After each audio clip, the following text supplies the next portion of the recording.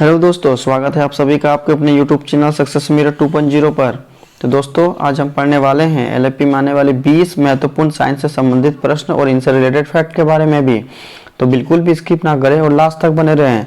और अगर आप हमारे चैनल पर नए हो तो सब्सक्राइब कर बेल आइकन को दबा लें। और लास्ट में मैं आपसे क्वेश्चन भी पूछूंगा जिसका आंसर आपको कमेंट बॉक्स में बतानी है। साथ ही आप हमारे टॉप 20 क्वेश्चन में कितना अटेम्प्ट कर पाते हो वो कमेंट बॉक्स में जरूर लिखेंगे। तो चलिए स्टार्ट करते हैं। हमारा पहला सवाल है, मेथेन में कितने सहसंयोजक होते हैं। तो दोस्तों, ये इंपॉर्टेंट सवाल है और अगर किसी भी प्रश्न का उत्तर अगर आपको पहले से मालूम हो तो कमेंट बॉक्स में जरूर लिखेंगे। तो मेथेन में कितने सहसंयोजक होते हैं? तो इस प्रश्न का सही उत्तर हमारा ऑप्शन नंबर सी हो जाएगा, 4। जैसे मीथेन का क्या फॉर्मूला होता है दोस्तों? CH4 होता है। तो इसमें सहसंयोजक कितना हमारा होता है? 4 होता है। हमारा अगला सवाल है, एल्केन श्रेणी का प्रथम सदस्य कौन होता है? इसका सही उत्तर क्या हो जाएगा? Option number A, methane. Methane alkane श्रेणी का प्रथम सदस्य होता है। दोस्तों, यहाँ पर हमारा आया है एल्केन। तो दोस्तों, एल्केन का सूत्र क्या होता है? तो CnH2n+2 होता है हमारा एल्केन का सूत्र। और दोस्तों, ये हमारा एकल बंधन होती है और एकल बंधन सबसे मजबूत बंधन होती है। दोस्तों, ये भी आपको याद रखनी है। हमारा अगला सवाल है, उच्च वसीय अम्लों की सोडियम लवण क्या कहलाते हैं? तो इसका सही उत्तर क्या हो जाएगा हमारा? ऑप्शन नंबर ए, साबुन। उच्च वसीय अम्लों की सोडियम लवण साबुन कहलाते हैं। हमारा अगला सवाल है, आवर्त सारणी में किस तत्व की स्थिति अनिश्चित रहती है, मतलब वहां पर निश्चित नहीं है? जिसका सही उत्तर क्या हो जाएगा? हमारा ऑप्शन नंबर डी हो जाएगा, हाइड्रोजन। हाइड्रोजन का आवर्त सारणी में निश्चित स्थान नहीं है। हमारा अगला सवाल है, किस तत्व तक अष्टक का सिद्धांत लागू पाया जाता है? तो दोस्तों, ये इंपॉर्टेंट सवाल है। साथ ही आज हम जो आपसे टॉप 20 क्वेश्चन डिस्कस कर रहे हैं, ये सारे के सारे इंपॉर्टेंट और 100% आपके एग्जाम में आने वाले प्रश्न हैं। तो सभी प्रश्नों को अच्छे से देखेंगे और लास्ट तक बने रहेंगे। और अगर हमारे साथ आप लास्ट तक बने रहते हो तो ये आपके एग्जाम के लिए बहुत ही यूजफुल होगा। तो दोस्तों, किस तत्व तक अष्टक का सिद्धांत लागू हो पाया? तो इसका सही उत्तर हमारा ऑप्शन नंबर बी हो जाएगा, कैल्शियम। कैल्शियम तक ही अष्टक का सिद्धांत लागू हो पाया। और अष्टक का सिद्धांत किसने दिया था? न्यूलैंडस ने दिया था। हमारा अगला सवाल है, बॉन्ड OH किस प्रक्रियात्मक समूह से संबंधित है? तो इसका सही उत्तर क्या हो जाएगा हमारा? Option number C, alcohol.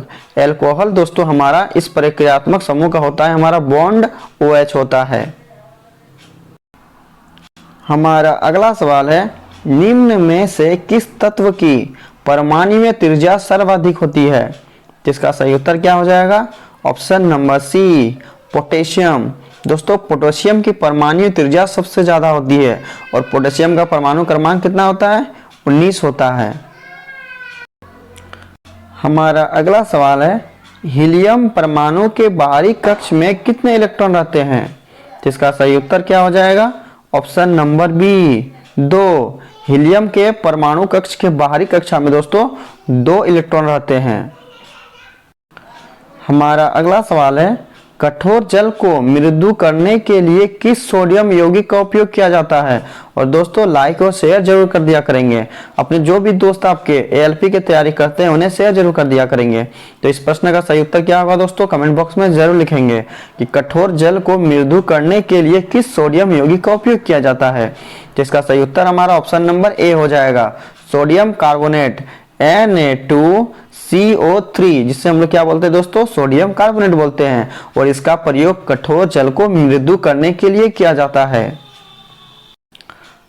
हमारा अगला सवाल है, नेटल का डंक में कौन सा अम्ल रहता है? तो दोस्तों, नेटल का डंक बोले या फिर बिच्छू का डंक बोले दोस्तों, इसमें हमारा कौन सा अम्ल होता है? तो इसका सही उत्तर हमारा ऑप्शन नंबर ए हो जाएगा, मेथेनोइक अम्ल। नेटल के डंक में मेथेनोइक अम्ल रहता है।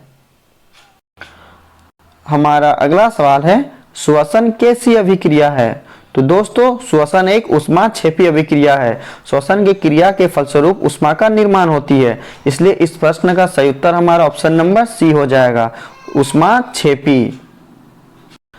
हमारा अगला सवाल है, निम्न में से कौन ठंडे जल के साथ तेजी से अभिक्रिया करती है? तो इसका उत्तर आप हमें कमेंट बॉक्स में बताएंगे, ये इंपॉर्टेंट सवाल है। तो इसका सही उत्तर क्या हो जाएगा? Option number B, sodium. Sodium दोस्तों ठंडे जल के साथ तेजी से विस्फोटक बनाती है दोस्तों, इसीलिए सोडियम को हमेशा मिट्टी का तेल अर्थात केरोसिन के तेल में डुबो कर रखा जाता है। और ये अभिक्रियाशील समूह के तत्वों में दोस्तों ये सेकंड पोजीशन पे आते हैं। सबसे प्रबल जो हमारा अभिक्रियाशील तत्व होता है वो हमारा पोटेशियम होता है, फिर हमारा सोडियम होता है, और सबसे कम अगर आपसे पूछा जाए तो हमारा सोना होता है। हमारा अगला सवाल है, फ्लेमिंग के वाम हस्त नियम में अंगूठे द्वारा क्या प्रदर्शित होता है? जिसका सही उत्तर क्या हो जाएगा दोस्तों? ये प्रीवियस एग्जाम में पूछा गया था। जिसका सही उत्तर हो जाएगा हमारा ऑप्शन नंबर बी, बल की दिशा, फोर्स। फ्लेमिंग के वाम हस्त नियम में अंगूठा हमारा बल की दिशा को दर्शाता है दोस्तों। अगर आपसे पूछा जाए कि तर्जनी किसकी दिशा को दर्शाता है, तो तर्जनी हमारा दोस्तों चुंबकीय क्षेत्र को दर्शाता है, तर्जनी। और अगर आपसे माध्यमा के बारे में पूछा जाए तो माध्यमा हमारे दोस्तों धारा की दिशा को प्रदर्शित करता है दोस्तों। ये तीनों ही आपको याद रखनी है कि फ्लेमिंग के वाम हस्त नियम में अंगूठा हमारा बल की दिशा को, उसके बाद तर्जनी हमारा चुंबकीय क्षेत्र की दिशा को, और माध्यमा हमारा प्रेरित धारा की दिशा को दर्शाता है। हमारा अगला सवाल है, विद्युत मोटर किस ऊर्जा में रूपांतरित करता है? तो दोस्तों जो घरों में मोटर या जो भी मोटर आप यूज करते हैं, अक्सर देखा जाता है कि जब उसमें हम बिजली का करंट देते हैं तो भी वो घूमता है दोस्तों। यानी वो क्या करता है, बिजली को लेता है फिर वो घूमता है, जिसके कारण हमारा इसका सही उत्तर क्या हो जाएगा? ऑप्शन नंबर ए, कि विद्युत ऊर्जा को लेता है और यांत्रिक ऊर्जा में वो कन्वर्ट करता है। तो हमारा विद्युत मोटर क्या होगा? विद्युत ऊर्जा को यांत्रिक ऊर्जा में रूपांतरित करता है। हमारा अगला सवाल है, विद्युत परिपथ में विद्युत फ्यूज को किस क्रम में जोड़ा जाता है? और ये इंपॉर्टेंट सवाल है। तो विद्युत परिपथ में विद्युत फ्यूज को दोस्तों किस में जोड़ा जाता है? तो इसका सही उत्तर हमारा ऑप्शन नंबर सी हो जाएगा, विद्युतमय तार, अर्थात जिसे हम लोग गर्म तार बोलते हैं। और विद्युत परिपथ में फ्यूज को हमेशा श्रेणी क्रम में जोड़ी जाती है। हमारा अगला सवाल है, आकाश में नीले रंग का कारण क्या है? तो दोस्तों जो हमारा आकाश दिखते हैं दोस्तों वो हमेशा नीला रंग का दिखाई देता है, तो ये किस कारण से होता है? जिसका सही उत्तर हमारा ऑप्शन नंबर सी हो जाएगा, प्रकाश का प्रकीर्णन। चूंकि दोस्तों बैगनी रंग का प्रकाश का प्रकीर्णन सबसे ज्यादा होता है, जिसके कारण हमें आकाश नीला दिखाई पड़ता है।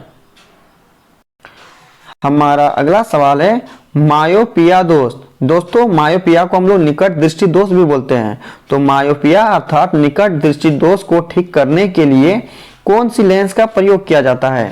तो इसका सही उत्तर क्या हो जाएगा हमारा? ऑप्शन नंबर बी, अवतल लेंस। मायोपिया अर्थात निकट दृष्टि दोष को ठीक करने के लिए अवतल लेंस का प्रयोग किया जाता है। हमारा अगला सवाल है, किस दर्पण में वस्तु का प्रतिबिंब बड़ा बनता है? चूंकि ये इंपॉर्टेंट सवाल है दोस्तों, और अक्सर नाक, कान और गले के डॉक्टर इस दर्पण का प्रयोग करते हैं, जिसके कारण वो अंदर से किसी भी प्रतिबिंब को बड़ा करके ये दिखाता है। तो इसका सही उत्तर हमारा क्या हो जाएगा? ऑप्शन नंबर बी, अवतल दर्पण। अवतल दर्पण में दोस्तों हमेशा वस्तु का प्रतिबिंब बड़ा करके दिखाता है। हमारा अगला सवाल है, समतल दर्पण में प्रतिबिंब की प्रकृति क्या होती है? तो समतल दर्पण में जब हम कोई वस्तु को देखते हैं दोस्तों तो उसमें प्रतिबिंब की प्रकृति अर्थात कैसी प्रतिबिंब वो बनाता है? इसका सही उत्तर क्या हो जाएगा हमारा? ऑप्शन नंबर डी, आभासी तथा सीधा। समतल दर्पण में प्रतिबिंब की प्रकृति हमेशा आभासी और सीधा प्रतिबिंब बनता है। हमारा अगला सवाल है, और ये दोस्तों हमारा आज का अंतिम प्रश्न है। साथ ही हमने जो आज आपसे टॉप 20 क्वेश्चन डिस्कस किया, ये सारे के सारे इंपॉर्टेंट और 100% आपके एग्जाम से रिलेटेड क्वेश्चन है दोस्तों, जहां से कई सारे क्वेश्चन आपके एग्जाम में पूछे जाएंगे। तो सभी प्रश्नों को अच्छे से देखेंगे और उन्हें याद करेंगे। साथ ही दोस्तों लाइक और शेयर जरूर कर दिया करेंगे। जो भी आपके दोस्त ALP की तैयारी करते हैं उन्हें शेयर जरूर कर दिया करेंगे। और किन्हीं भी प्रश्न का उत्तर अगर आपको पहले से मालूम हो तो कमेंट बॉक्स में जरूर लिखेंगे। तो चलिए क्वेश्चन की तरफ बढ़ते हैं। एक लिंगी पुष्प के कौन उदाहरण हैं? तो दोस्तों एक लिंगी पुष्प के उदाहरण कौन से हैं? जिसका सही उत्तर हमारा ऑप्शन नंबर ए हो जाएगा, पपीता।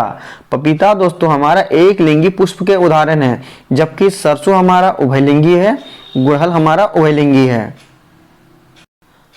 अब लास्ट वीडियो के क्वेश्चन का आंसर। लास्ट वीडियो में मैंने आपसे क्वेश्चन पूछा था कि पीलिया शरीर के किस अंग को प्रभावित करता है? और इसका सही उत्तर ऑप्शन नंबर सी था, जिगर। और लगभग सभी स्टूडेंट ने इसका सही जवाब दिया और मोस्टली स्टूडेंट ने इसके बारे में डिटेल्स में लिखा। तो मैं आपको फिर बोलूंगा कि क्वेश्चन के बारे में आपको जितना ज्यादा से ज्यादा पता हो उन्हें आप लिखा करो, क्योंकि जो चीजें आप लिख देते हो उन्हें आप कभी नहीं भूलते हो। अब आपके लिए आज का सवाल है, जब मेंडलीफ ने अपना कार्य आरंभ किया तब तक कितने तत्व ज्ञात थे? 4 ऑप्शन दिया गया है, सही उत्तर आपको कमेंट बॉक्स में बतानी है। साथ ही आप हमारे टॉप 20 क्वेश्चन में कितना अटेम्प्ट कर पाए वो कमेंट बॉक्स में जरूर लिखेंगे। और दोस्तों लाइक और शेयर जरूर कर दिया करेंगे। तो चलिए मिलते हैं नेक्स्ट वीडियो में, तब तक के लिए बाय बाय, टेक केयर।